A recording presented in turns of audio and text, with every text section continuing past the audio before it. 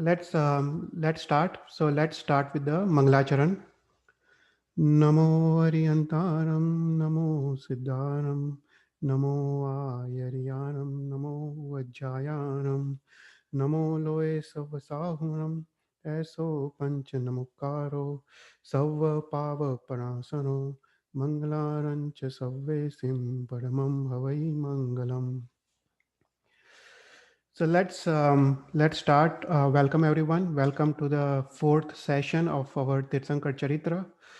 So in the first few sessions, we discussed the first 9 bhavs of Bhagwan Rishabhdev's Jeevan Charitra. And in the last session, we were also looking at the structure of the Chaudrajlok. And we were looking at the devs in various Urdhvalok, Madhyalok, and the Adolok. So we'll continue with our discussion of the devs and in the Devlok, and we'll also continue with our Jeevan Charitra. So in the last class, let's briefly revise what we discussed in our last class. So we saw that the Chaudrajlok is divided into 3 sections. There is Urdhvalok, there is Madhyalok, and then there is a Adolok. So we saw that Urdhvalok is 7 Rajju in height. The Madhyalok is 1800 yojans. It's 900 yojans above the surface of the Swayambhutal Bhumi and 900 yojans below the surface of the Swayambhutal Bhumi. And the Adolok is another 7 Rajju in height. We also saw that the Tras Nadi, it runs on the center of the Chaudrajlok. It runs from the top of the Chaudrajlok to the bottom of the Chaudrajlok. And in Tras Nadi, we saw that all the Tras Jeevs, that is a mobile Jeevs, that is Beindriya, Teindriya, Chaurindriya, and Panchindriya. So all the Tras Jeevs can only exist within the Tras Nadi. And outside the Tras Nadi, you have got all the Ekindriya Sthavar Jeevs and the Jeevs of Nigodh. So we saw the Urdhvalok, on the top, you have got Siddha, that is 45 lakh yojans in diameter. And just below the Siddha, you have got 5 Anuttar Vimans and 9 Gravyaks. And just below the 9 Gravyaks, you have got 12 Vaimanik Devloks. So you have got 12 Vaimanik Devloks, and then you have also got the places for 3 Kilbishak Devatas and 1 Lokantik Devatas. So total 16 Vaimanik Devloks. Then the Madhyalok is where we live. It's where the humans and Tiryanch, we live on the Madhyalok. We also saw in our last class that the Vyantar, Vyanvantar, and Tiryak Bhujak Devatas, they also live in the Madhyalok. The Madhyalok is also known as Tirshalok. In today's class, we'll also look at the Jyotisi Devatas that lives above the Swayambhutal Bhumi. And in the last class, we also discussed the Adholok. We saw the various types of Devatas that are present in the Adholok. In the first Narkavas, we saw the 25 types of Bhuvanpati Devatas, and there are 7 Narkis as well in the Adholok.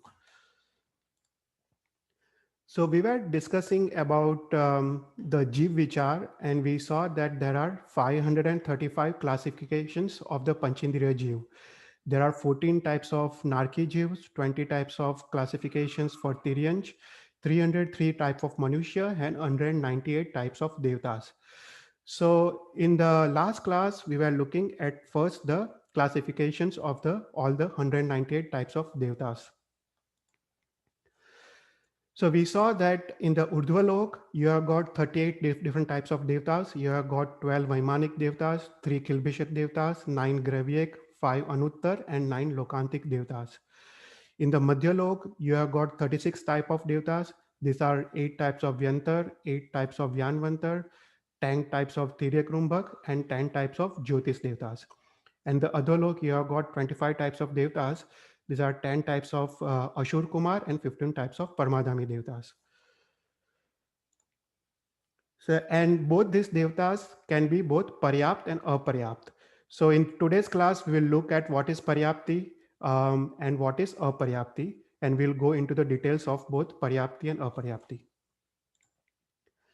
So this is a further classification of Devatas we were looking at. We were looking at the Bhuvanpati Devatas in the last class, and we saw there are 15 types of Paramadhami Devatas that live in the first Narkavas, and 10 types of Asur Kumar Devatas, and they also live in the first Narkavas. And we saw the Vyantar Devatas. In today's class, we'll see the Jyotis Devatas, and we also saw the Vaimanik Devatas. We saw the Devatas of 5 Anuttar and 9 Gravyaks. They are known as Kalpati Devatas. And these are the Devatas, they do not have any family structure or social structure. And they are all independent Devatas, and they do not have any relationship with any other Devatas. And therefore, they are known as Kalpatit. And all the other Devatas below the 9 Gravyak, they all are known as Kalpopanna Devatas. The Kalpatit Devatas, they do not take part in any of the five Kalyanaks of Tirthankar Paramatma. It's all the Kalpopanna Devatas that come for the 5 Kalyanaks of Tirthankar Paramatma. So in the last class, we were looking at the Bhuvanpati Devatas. We saw that the first Narkavas is 180,000 yojans in height. And we saw that if you live out the first 1,000 yojans and the bottom 1,000 yojans, you have got 178,000 yojans. And this 178,000 yojans is divided into 12 different layers. And this Bhuvanpati Devatas, the 10 types of Asur Kumar and 15 types of Paramadhami Devatas live in these 10 sections. And we also saw that Bhuvanpati Devatas, they live in very beautiful houses. They are like palaces and known as Bhuvans, and therefore they are known as Bhuvanpati Devatas. So we saw that the Madhyalok or the Tirchalok, it extends 900 yojans above the Swayambhutal Bhumi and 900 yojans below the Swayambhutal Bhumi. Therefore, all the Bhuvanpati Devatas, they do not belong to Madhyalok, but they belong to Adholok because they live after 1,000 yojans below the Swayambhutal Bhumi.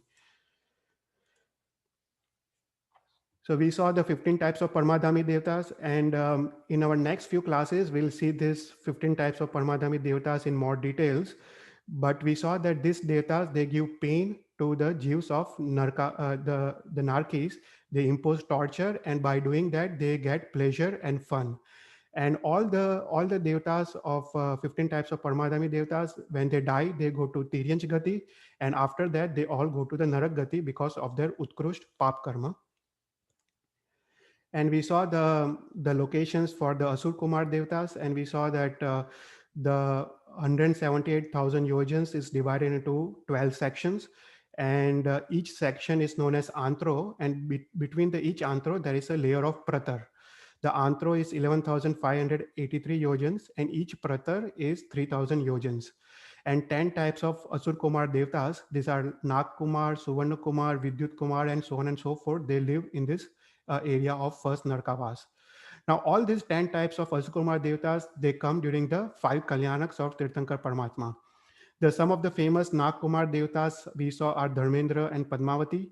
They are devotees of Bhagwan Parshanath. And then we also saw the Devatas that are present in the Madhyalok or Tirchalok. There are 8 types of Vyantar Devatas and 8 types of Vyanvantar Devatas and 10 types of Tiryakrumbhak Devatas. So these Devatas, they live in the first 1,000 yojans above the first Narak. And we saw the Vyantar Devatas, some of the famous Vyantar Devatas are the Yaksh and Yakshinis of the Tirthankar Paramatma. So all the Yaksh and Yakshinis, they all belong to the Vyantar Nikaya.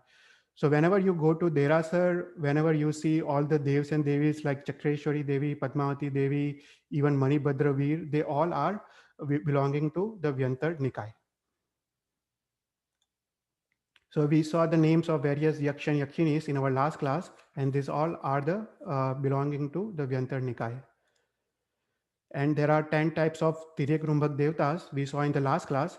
And these Tiryakrumbhak Devatas, they basically shower the wealth during the Varsidan of Tirthankar Paramatma. So they come during the Diksha initiation and 1 year before that, and they help with the distribution of wealth.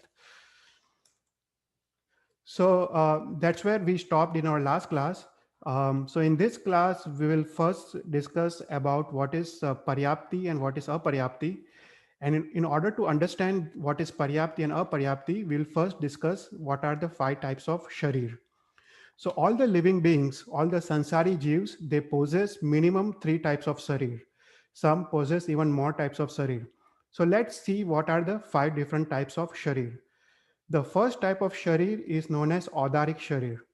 Now this Adarik Sharir, it is made up of Adarik Pudgal. Now this Sharir belongs to all the humans and all the Tiryanch Jeeves. So all the Manushya, all the Tiryanch, they all have Adarik Sharirs. So all the Jeevs of Ekindriya, Beindriya, Teindriya, Chaurindriya, and Manushya and Tiryanch Panchindriya, they all have the Adaric body. Now this Adaric body, out of all the 5 types of body, this Adaric body has the least amount of Pudgals, and it occupies the maximum amount of space. That means it is the least Sukshma or least subtle of all the 5 types of bodies. And this Adaric body is capable of being burnt down or broken down. So all the animals and all the Manushya, they all possess this type of body. The second type of body is known as Vaikriya body. Now, Vaikriya body belongs to the Devs and Narkis. And even some of the human beings who have got Vaikriya Labdhi, they can possess this kind of Vaikriya body. So what is Vaikriya body? Vaikriya body is known as transformational body. This body has even more Pudgals than Adaric body, and it occupies less space. That means it's even more Sukshma than Adaric body. This Vaikriya body, it can change shape and it can even change the form. It can grow bigger, it can grow smaller, it can even grow lighter, or it can grow heavier. So all the Devatas and Narkis, they have got Vaikriya body. The third type of body is known as Aharak body. So what is Aharak body? So all the sadhus and sadhvi bhagwans who are on the 6th and 7th gunasthanak, they possess this Aharak body. So only those who have got the knowledge of all the 12 angs and also the 14 purvas, they possess this kind of body. So sadhu sadhvis on the 6th and 7th gunasthanak, as well as the chaut purvi, the shrut kevali, can possess this kind of aharak body. So this aharak body is extremely beautiful, it's extremely tejas, radiant, and it's 1 feet or 1 hand in height, and this body is white in color, and this body can exist only for one antarmurat. So the sadhus and sadhvis, they make this body, and they send this body to the Tirthankar Paramatma in Mahavidya Kshetra to do the vandan and clear any doubts they may have. So this body, Aharak body, can travel asankhya yojans in one samay. So it can travel instantaneously from one point to another point within one samay. So all the sadhus and sadhvis who are 6th and 7th gunasthanak and chaut purvi can possess this kind of body. Now the fourth body is known as Tejas body. So what is Tejas body? So all the Sansari Jeeves, they have got Tejas body. So Tejas body is even more Sukshma than the Aharak body, and it is used for digestion and also maintaining the body heat. The radiation or the radiance that you see from the body, the electromagnetic radiation, those are all known as Tejas body. So once the Jeev goes from one bhav to another bhav, they take this Tejas body along with them from one bhav to another bhav. Now this Tejas body, some of the sadhus and sadhvis can possess a labdhi known as Tejas labdhi, and from by this labdhi they can make the what you call Tejolesha and Sheetalesha. And with Tejolesha, they can basically destroy or harm the other living beings till the 12 yojan bhumi. And with the Sheetalesha, they can heal of the human beings or any living beings of any diseases till the 12 yojan bhumi. So some of the sadhus and sadhvis, they also possess the Tejas labdhi. And the fifth type of body is carbon body. So carbon body is basically the Karman Vargana Pudgal that attaches to our Atma because of the 5 reasons. So the 5 reasons why the Karman Vargana attracts and attaches to our Atma, the one is Mithyatva, second is Avirti, then third is Yog, fourth is Kashai, and fifth is Pramad. So because of these 5 reasons, our Atma continuously attracts this Karman Vargana Pudgal, and when it combines and जब आत्मा के साथ उसका बंध होता है, then it becomes Karman Sharir. And this Karman Sharir is possessed by all the living beings. So all the living beings, they possess both Tejas body and Karman body. And when one goes from one bhav to another bhav, they take the Tejas body and Karman body along with them. So along with 2 bodies, the living beings possess either Adaric body or Vaikriya body, depending on type of bhav. And only the sadhus and sadhvis who are Shrut Kevali and on the 6th and 7th Gunasthanak, they can possess the 5th body known as Aharak body. So these are the 5 types of bodies. uh, it's important to understand the Paryapti. So what is Paryapti? So Paryapti is basically the power of any Atma or any Jeev to attract or use the Pudgals. So use the Pudgals of Ahar, that is food, water, air, Swasoswas, that is the breathing, even the speech, even the mental, mind Pudgals. So they use these Pudgals and convert into various different types of energies. And this is known as Paryaptis. So when the Devs in the Devlok, for the first 48 minutes, for the first Antar Muhurat, they are all aparyapt. That means they haven't completed all the paryaptis. So all the Jeeves who haven't completed all the paryaptis, they are known as aparyapt. And all the Jeeves who are going to die before completing paryaptis, they are also known as aparyapt. And also Jeeves who are going to complete all the paryaptis, or who have completed all the paryaptis, they are all known as paryapt. So by default, all the devs, they are paryapt. But for first Antan Muhurat, they are known as aparyapt. The minimum ayushya for all the devs is 10,000 years. So by mandatory, they are going to be all be paryapt after the 48 minutes. So let's look at the 6 type of paryaptis. The first type of paryapti is known as ahar paryapti. So when the jeev goes from one bhav to another bhav, it has got 2 sharirs. It has got Tejas sharir and it has got the Karman sharir. And when the jeev is born, the first thing the jeev does is it attracts the Ahar Pudgal, and it takes in the Ahar Pudgal and converts into energy and the waste material. And this is known as Ahar Paryapti. And after completing the Ahar Paryapti, the second is Sharir Paryapti. So Sharir Paryapti is a power by which the Jeev attracts either the Adarik Pudgal or the Vaikriya Pudgal, and makes different types of bodies and converts into various different types of uh, substances within the bodies like blood, bones, tissues, cartilages, and so on and so forth.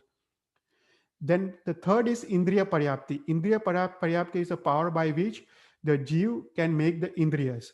So here, if it is a Ekindriya Jeev, it will make 1 Indriya. If it is a Beindriya, it will make 2 Indriyas, and so on and so forth.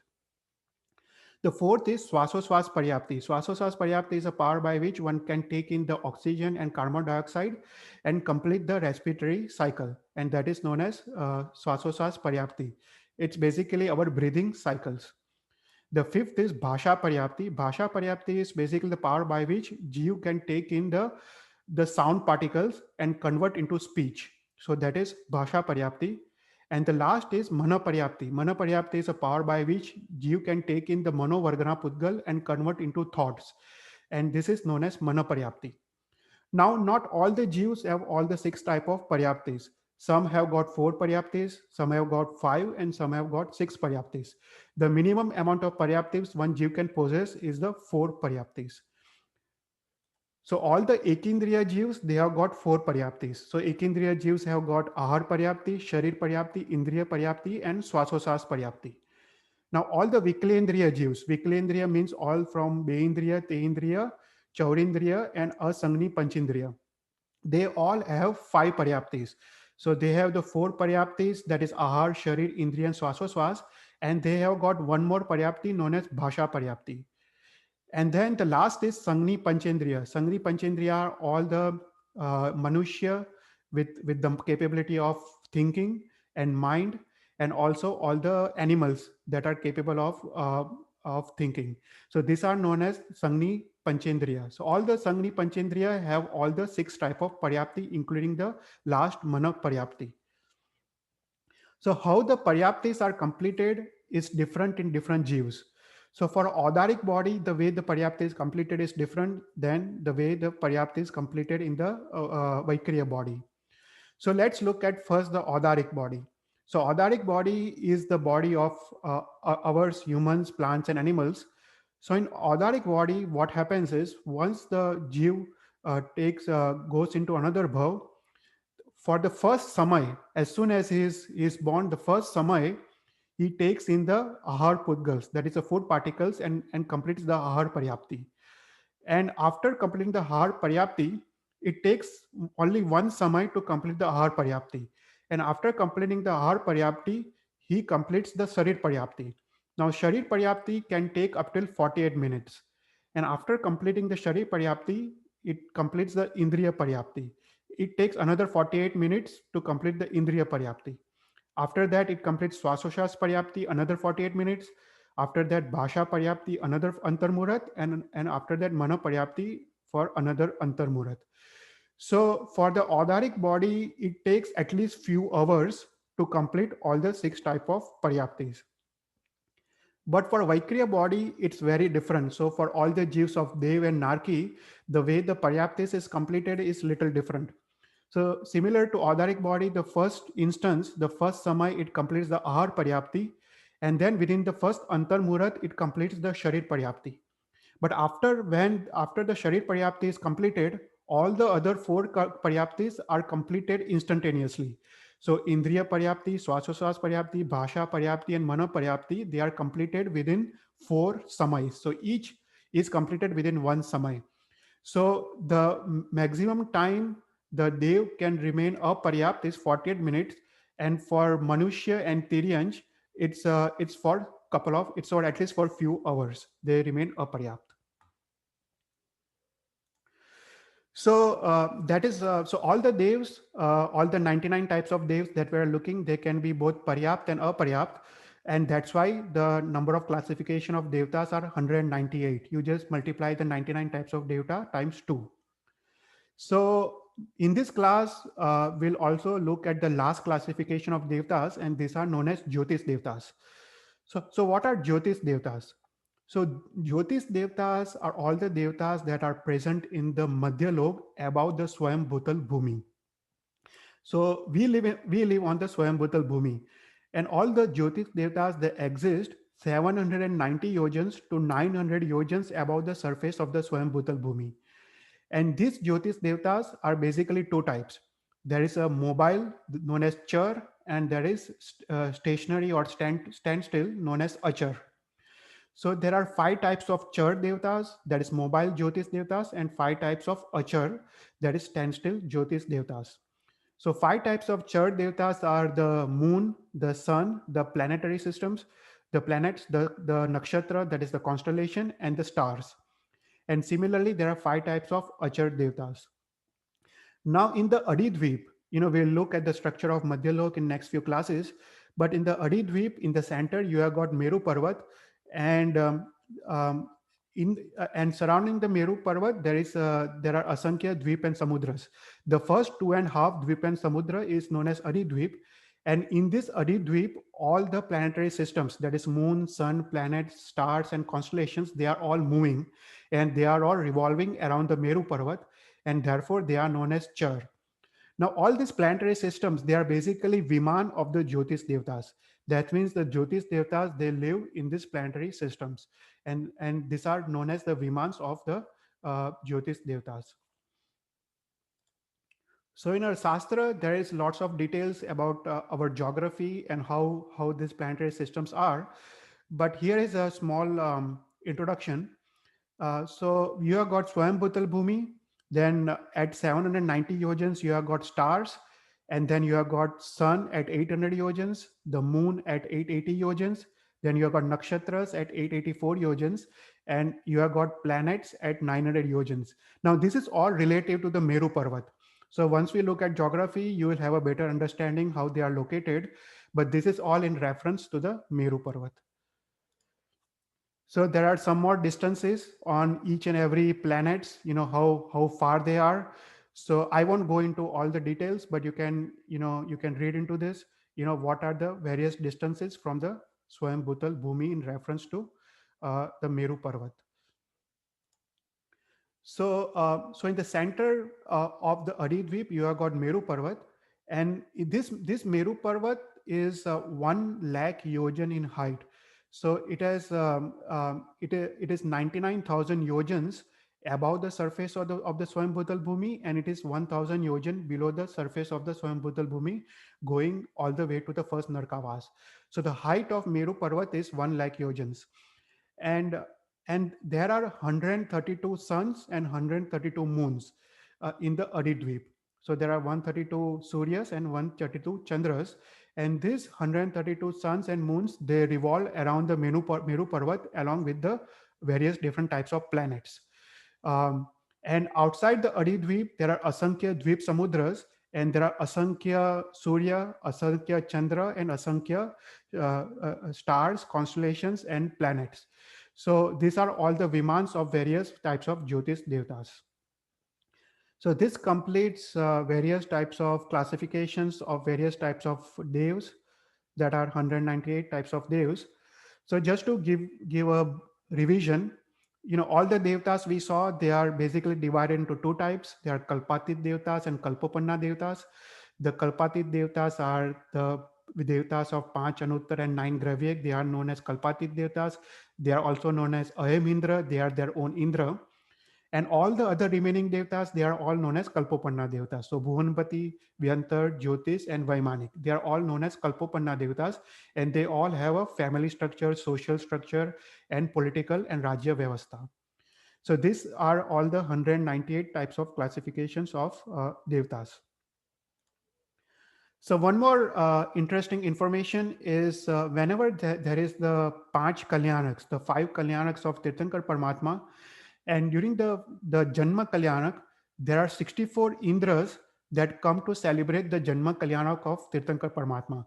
So they take the Tirthankar Paramatma, when Tirthankar Paramatma is born, they take him to the Meru Parvat and they do the Snatra Mahotsav on the Meru Parvat. So the question is, who are these 64 Indras? So there are 64 Indras along with crores of Devatas that come to celebrate the Janma Mahotsav. So who are these 64 Indras? So there are 10 Indras from the Bhuvanpati. We saw that on the Bhuvanpati, there are 10 types of Asur Kumars. So each type of Asur Kumar, there is one Indra.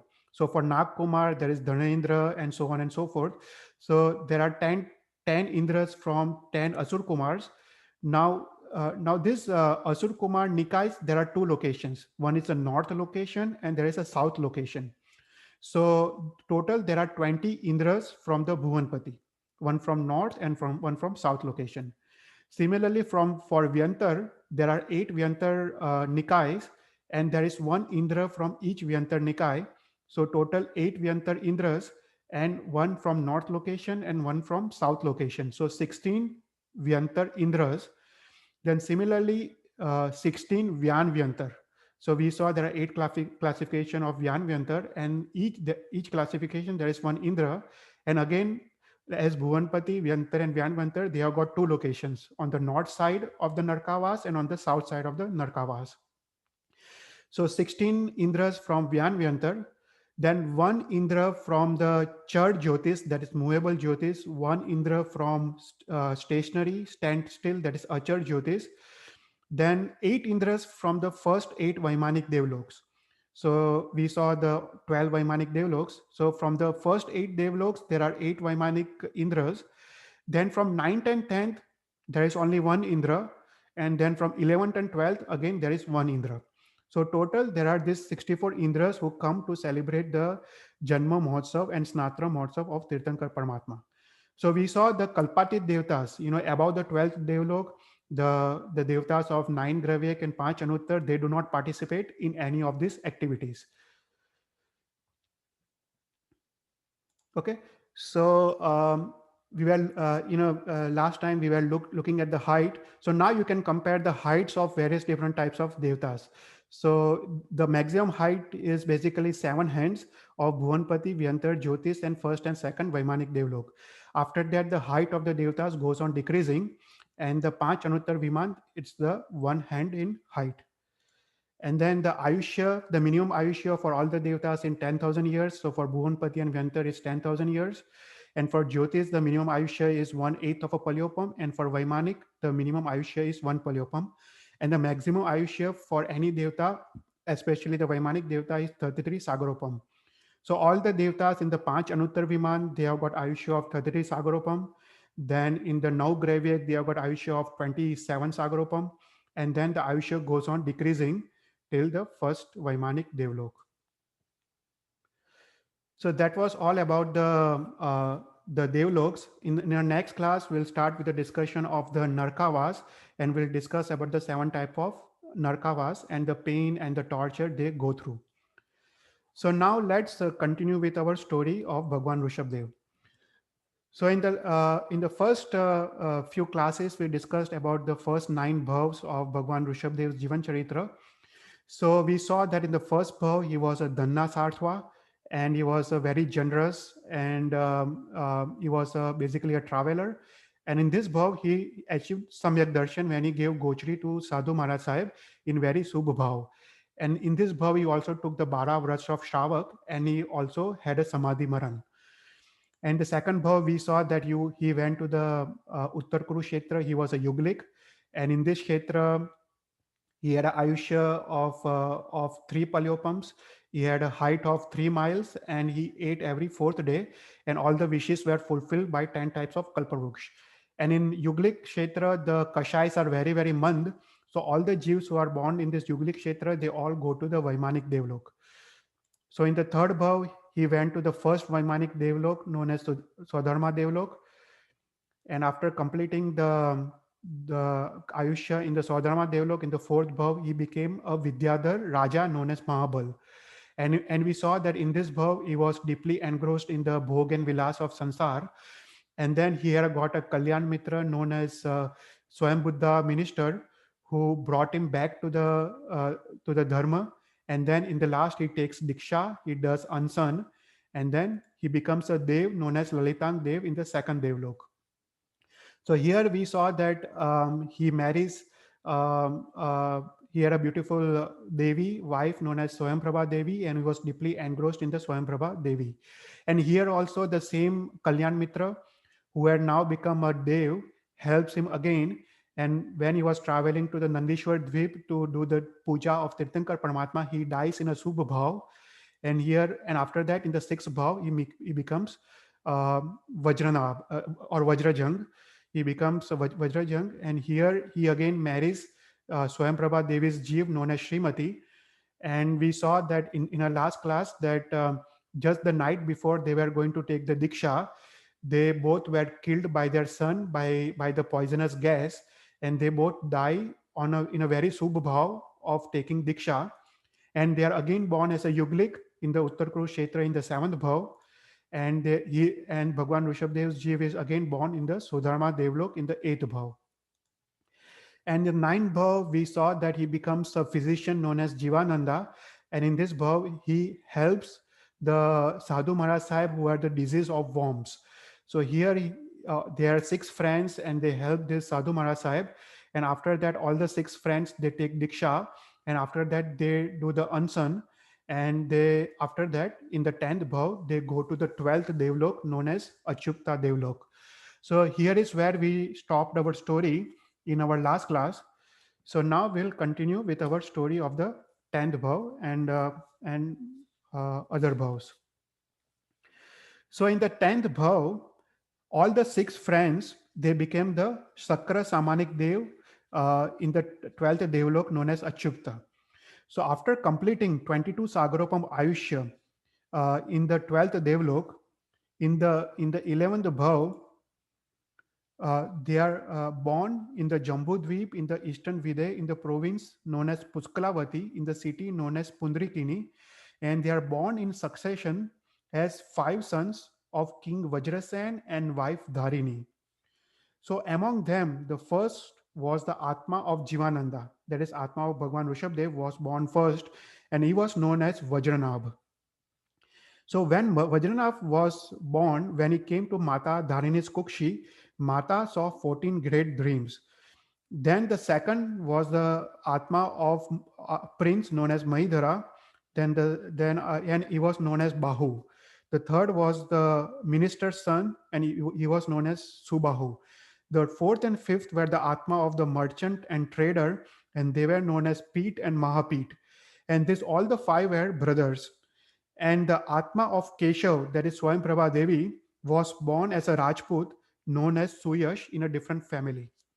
Now, because of the affection from the previous bhavs, the Jeev of Swayamprabha Devi, that is Suyash and Vajranabh, they became very, very great friends right from the childhood.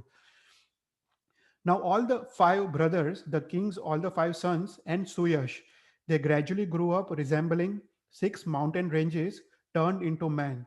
The six friends, they all became extremely powerful, and their strength was excelled by no one. So when the time was right, the Lokantik Dev, they appeared before the king Vajrasen, and they requested King Vajrasen to take Diksha. The King Vajrasen is Vajranabh's father. So Vajrasen installs Vajranabh to the throne, and then he delights the earth and by giving Varshidan for 1 year. And after the whole year of Varshidan, he takes Diksha. And this Diksha Mahotsav is celebrated by Devis, and the Asur Kumar Devatas. So as soon as he takes the initiation or Diksha, the fourth Gnan, that is Manopra Gnan, is acquired by Vajrasen Muni. So here Vajrasen Muni wanders the earth free of affection, free of possessions, and with various abhigrahas, various resolutions, and which Panch Mahavrats. So here Vajranabh gives the province to each province to each of his five brothers, and is constantly surrounded by all the five brothers. It looked like the Indra being surrounded by Lokpals. Now here the Suyas, he becomes a chariot driver of King Vajranabh. So with the destruction of the impurities and all the four Ghati karmas, Vajrasen attains Keval Jnana and he becomes Tirthankar Paramatma. And here a Chakra Ratna enters the armory of King Vajranabh and he becomes a Chakravarti. So here Bhagwan Rishabhdev's Jeev becomes a Chakravarti. And he conquers all the six continents, and all the kings become submissive of King Vajranabh. So King Vajranabh inclination towards dharma increased even when he was enjoying the pleasures of Chakravarti. Gradually, he became more and more disgusted with the sansar, and his inclinations toward dharma became even more stronger. So one day, a Tirthankar Paramatma Vajrasen came to the city. Here, Vajranabh and his four brothers went to listen to the Deshna of Tirthankar Bhagwan.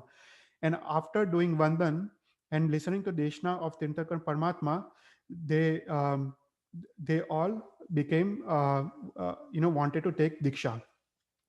So here, listening eagerly to the Deshna of Tirthankar Paramatma, King Vajranabh thinks that this boundless ocean of sansar is hard to cross.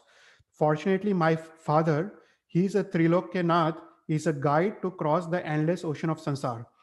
As sun destroys the darkness, my father destroys the darkness of Mithyatva. The karma is an incurable and a powerful disease that has existed for a long time, and my father is the only healer. He alone is the destroyer of all the pain, and he soul is a producer of all the happiness, and is the ocean of compassion. Then in a choked voice with devotion, Vajranabh Chakravarti announces to the Dharma Chakravarti Vajrasen that my mind has been injured with the acquisition of wealth for a long period of time. Even though I am my father's son, if I wander here in the endless ocean of sansar, what power will I have to my credit? Just as I have taken care of the kingdom that was given by you, now I want to take the care of the kingdom of self-control and samvar. So please give me Diksha. So after that, King Vajranabh gives the kingdom to his son, and King Vajranabh and all the four brothers, they take Diksha under Bhagwan Vajrasen. And the chariot driver Suyash also takes the Diksha under Tirthankar Paramatma. So here Vajranabh studies all the 12 agams and becomes a Shrut Kevali. Here Bahu, Subahu, and other brothers, they studied the 11 angs. They were not able to study all the 14 purvas. So here Tirthankar Paramatma Vajrasen, he resorts to the last pure meditation, and he basically eliminates all the four agati karmas and goes to moksha. So here Devatas comes and celebrates the Nirvan Kalyanat of the Vajrasen Bhagwan. So here Shrut Kevali Vajranabh, surrounded by all the munis and brothers, they wandered all over the earth, and all the munis, they were devoted to the Vajranabh as their guru, like the five senses are devoted to the mind. So here Shastra gives various details. It says that by the power of yoga and by the power of sadhana, here Vajranabh acquires various types of vidyas, the 8 Mahavidyas. So here the Shastra gives descriptions of the 8 Mahavidyas. So first is the impurities from the eyes, ears were like a fragrance like musk, and it was medicine for the sick people. So the body of leper, if rubbed by just a single particle, will become golden like copper. Then the water from the rain and rivers, if contacted with the body of Vajranabh, will remove all the diseases. The bad effects of poison, it also disappear from the wind that touch his body. By hearing the speech, the pain disappeared. Uh, then he was able to make his body smaller than usual that can enter the eye of the needle. They had power to make their body so large that Mount Meru or Meru Parvat will come to their knees. They had power to make the body so light that lighter than the air. They are power to make the body so heavy that it is heavier than the Sakrendra. Their power of irresistible will, such that they can walk on the water. They had unprecedented faculty of submission, so that all the savage animals, they all can become submissive. Then they had power of invisibility. They can change the form at will and create multiple forms at the same time. So that means they are Vaikriya Labdhi. Then they had power to interpret all the Shastras just by reading the beginning, just by reading the end, and just by reading the middle. And then they had power of mind and speech, that they can revise the whole Shastras, whole Dvasangi just within one Antarmurat. Then they had a very, very strong body that they can remain motionless for long periods of time without exhaustion. And finally, they had the Akash Gamini Vidya, that they can fly to the Nandishwar Dvip instantaneously. So these are various Mahavidyas that the Vajranabh and the five Muni possessed. So here, now here Vajranabh Muni initiates the what we call as Vistanak Tap. So all the Jeeves of Tirthankar Paramatma, when they are going to become Tirthankar Paramatma, the third bhav before becoming a Tirthankar Paramatma, they do what you call as Vistanak Tap. So here Shastra describes the Vistanak Tap. So here we'll go into some details about the Vistanak Tap, because all the Tirthankar Paramatma, in all the Jeevan Charitras, you will find this tap. So here in the Vistanak Tap, you have to do Aratna of 20 sthanaks.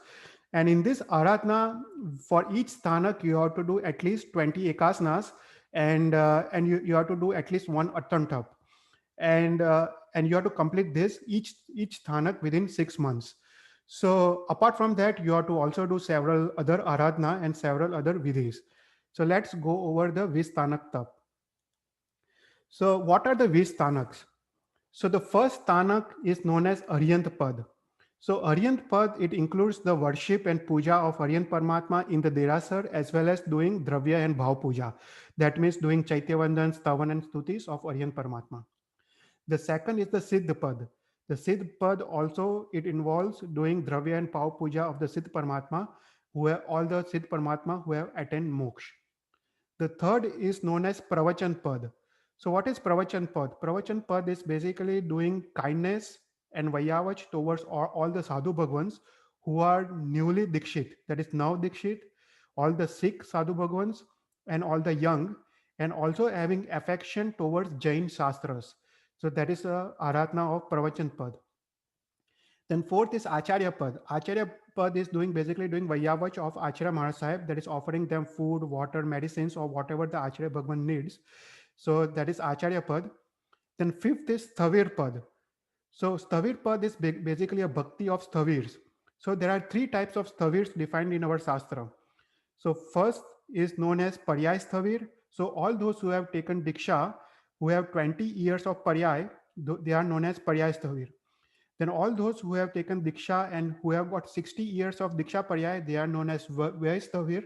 And last is all the Sadhu Bhagwans who have got knowledge of the Shastras, who are learned, they are known as Shrut Stavirs. So doing bhakti of all the three types of Stavirs is known as Aratna of Stavir Pad. Then next is Upadhyay Pad. Upadhyay Pad is doing the Vaiyavach of Upadhyay Maharaj Sahib. All those Upadhyay who are knowledgeable on all the various type of Shastras and who has got a perfect interpretation of all the Shastras. So that is the Vaiyavach of Upadhyay Pad. Then seventh is Sadhu Pad. That is Vaiyavach of all the Sadhu Bhagwans who are doing Utkrush Tapascharya. So that is Sadhu Pad. Then eighth is Gnan Pad. So Gnan Pad is basically acquisition of knowledge by reading Shastras, by understanding its meanings of the 12 angs and by the 5 types of swadhyayas like Vachna, Pruchna, Panavartna, Anupreksha. So those are the 5 types of swadhyayas, that is Aratna of Gnan Pad. Then the ninth is Darshan Pad. So Darshan Pad is basically becoming free of mithyatva, free of any doubts and not having any shanka on Bhagwan's vachan. So Bhagwan ke vachan mein purna shraddha and free of any false beliefs of any false doctrines. So any mithya darshan, free of any mithya darshan. So that's the aratna of Darshan Pad. The 10th is Vinay Pad. So Vinay Pad is basically, doing service to one's superior Guru Maharaj Sahib and elders is the basically Aradhana of Vinay Pad. Then 11th is a Charitra Pad. So Charitra Pad Aradhana is basically avoiding atichars in daily avashyak kriyas. So, we have got 6 avashyak kriyas. So avoiding atichars in the avashyak kriyas and the samacharis for sadhu bhagwans. That is Aradhana of Charitra Pad. Then 12th is the Shil Vrat. That is Aradhana of all the 12 vrats. That is 5 Anuvrats, 5 Gurun Vrats and 4 Siksha Vrats. For the Shavaks, it's the Aradhana of Shil Vrat and the Aradhana of 5 Mahavrats for Sadhu Bhagwan. Then 13th is Samadhi Pad. So Samadhi Pad is basically being in Dhyan. So Dhyan every minute, every second without any pramad or negligence is basically Aradhana of Samadhi Pad. Then 14th is a Tap Pad. Tap Pad is basically undertaking Yathasakti Tap. So doing Tap whenever possible, Yathasakti, without causing any harm to one's own body or mind. That is Aradhana of Tap Pad. The 15th is the Dan Pad. So Dan Pad is basically doing Supatra Dan to Sadhu Maharaj Sahib and also Anukampa Dan to various Jeevs. That is a Dan Pad. Vaiyavach Pad is basically taking care of Sadhus and Sadhvi Maharaj Sahib, basically doing Vaiyavach and helping them as much as possible. Then 7th is Sanyam Pad. Sanyam Pad is removing all the vignas and obstacles of the Chaturvid Sangh. So if there is any obstacles of the Chaturvid Sangh, so making an effort to remove any obstacles and achieving Samadhi of mind. So that is Sanyam Pad. 18th is Abhinav Gnan. That is learning new knowledge and new Shastras and its new interpretation. That is the Aratna of Abhinav Gnan. The 19th is Shrut Pad. That is devotion of knowledge of scriptures by faith and their publications. That is Shrut ko Badawa Dena. You basically, give Shrut and to others. That is Aratna of Shrut Pad. And last is Tirth Pad. So propagation of Jain Dharma by Vidya, by literally, by composition, by discourses, by discussion and so on and so forth. So Bhagwan ke Shashan, Tirth ko aage banana, that is Aratna of Tirth Pad. So these are various 20 types of sthanaks that all the Tirthankar Bhagwan, they do Aratna of 20 sthanaks. Now some may do Aratna of just one sthanak, some may do Aratna of 2 sthanaks, and some may do Aratna of all the 20 sthanaks. So it says, Shastra says that by doing Aratna with a Subh Bhav of any of the one sthanak can result in Tirthankar Nam Karma. So even by doing Aratna of just one sthanak can result in Tirthankar Nam Karma. So here the Shastra gives various examples of various Mahapurush who have done Aratna of just one sthanak and they have gained Tirthankar Nam Karma. So I'll not go over the entire list. You can probably read it. But for example, Devpal Raja, he did Aratna of Aryant Pad and he got Tirthankar Nam Karma. Hastipal Raja, he did Aratna of Siddha Pad and he got Tirthankar Nam Karma and so on and so forth. So here the Shastra gives details of all the 20 sthanaks and all those Mahapurush who have done Aratna of the each sthanak to gain the Tirthankar Nam Karma. Okay. So, so here Bahu Muni here Bahu Muni did Vaiyavach of all the Munis and he acquires a Chakravarti Nam Karma. Then the Subahu Muni, he does the Vaiyavach of all the Tapasvi Munis, and he acquires a Bardev Nam Karmas. So here Vajranabh Muni, he praises the Bahu Muni and Subhahu Muni because of their Vaiyavach. So hearing this, Pete and Mahapit, they think that only those who do Seva and Vaiyavach are praised. Since we did not do any Vaiyavach, we were deeply engrossed in learning Sastras, we were not able to perform any Vaiyavach. So we are not being praised. So they get jealous. Both the Pete and Mahapit, they उनको ईर्ष्या आती है, and because of that they acquire Stri Nam Karma. So they acquired the Stri Nam Karma. So here all the six munis, they they observe the Ratnatrayi Aradhana for 14 lakh purvas. So for the time of 14 lakh purvas, they do the Ratnatrayi Aradhana, and after that they do Padmo Gaman Anshan. And Anshan is basically giving up all the food and water, and they all die. And in the next bhav, that is the 12th bhav, they go to the Sarva Siddha Viman. That is the Panch Anuttar Viman we talked about just below the Siddha Sila. So they all the six, all the five brothers and the six, that is Atma or Swam Prabha Devi, they all go to the Sarva Siddha Viman.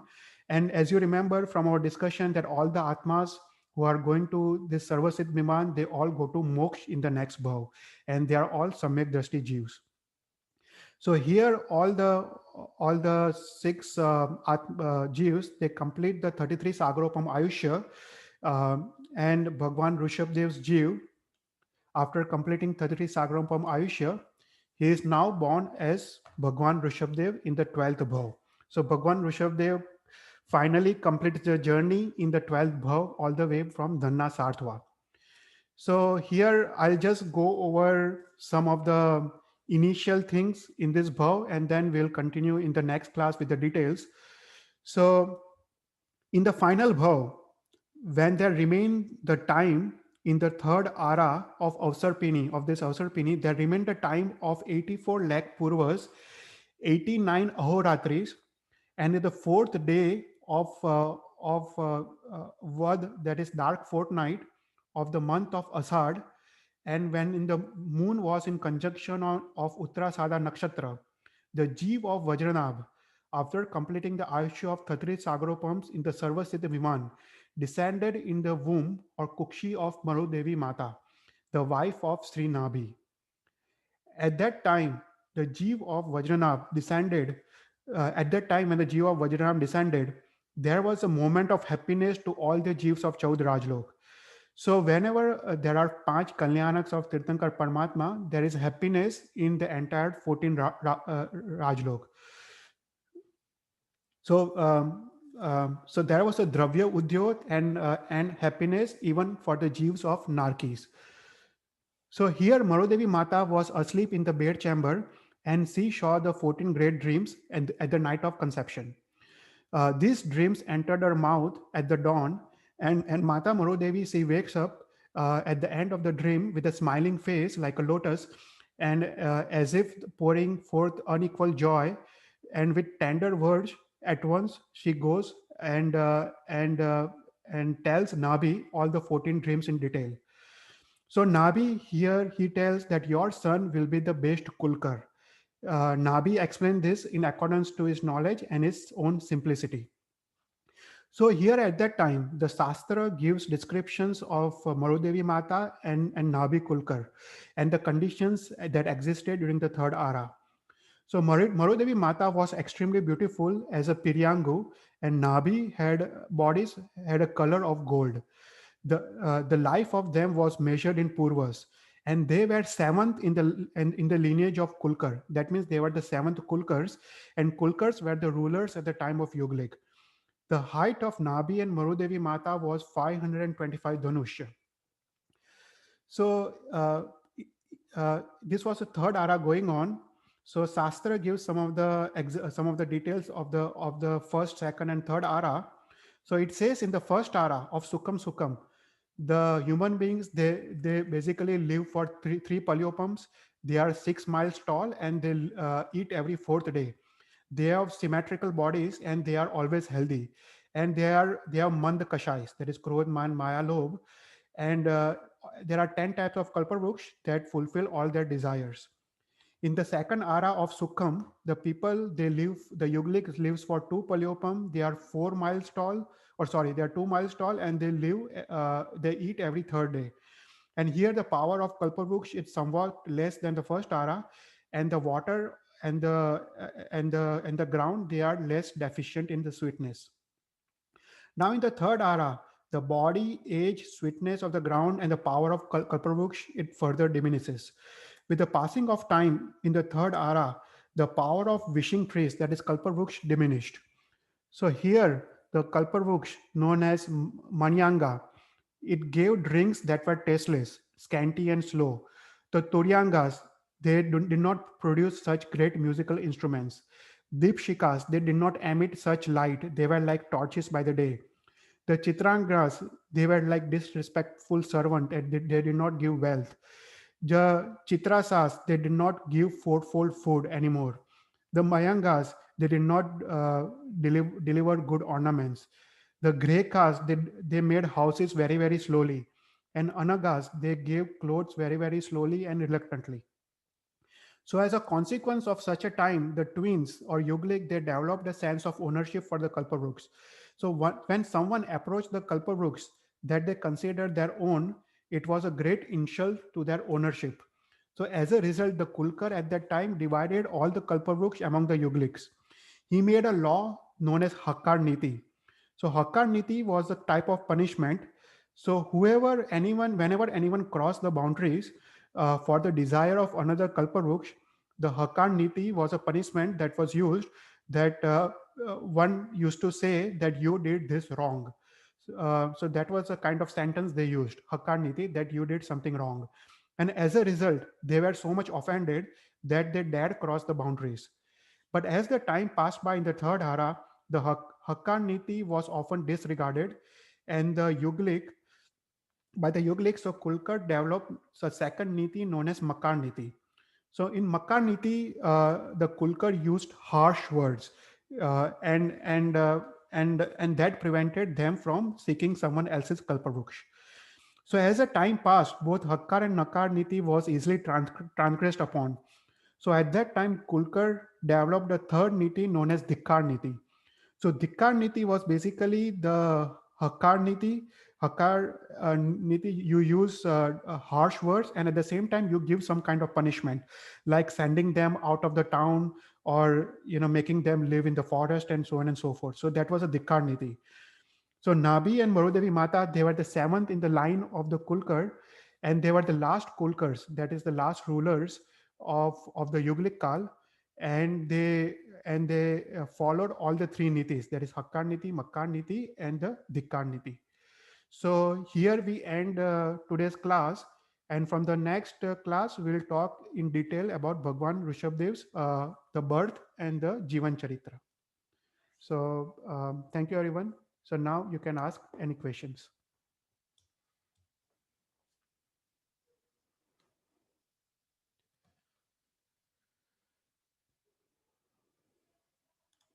So any questions from anyone?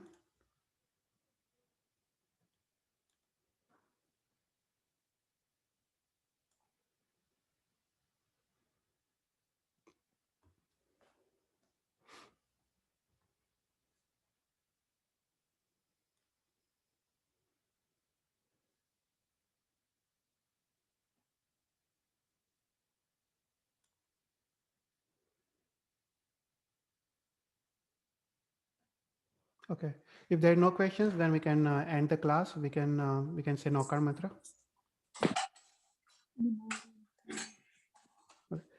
Namo Ariyantanam, Namo Siddhanam, Namo Vajaryanam, Namo Vajrajanam, Namo Lohe Sabbasanam. Uso Panchanamokkaro Sarva Pavapanasano Mangalanancha Sarve Singh Parvam Havai Mangalam. Thank you, everyone. Thank you, Chetal Bhai. Thank you, Chetal Bhai. Thank you. Thanks. Thank you.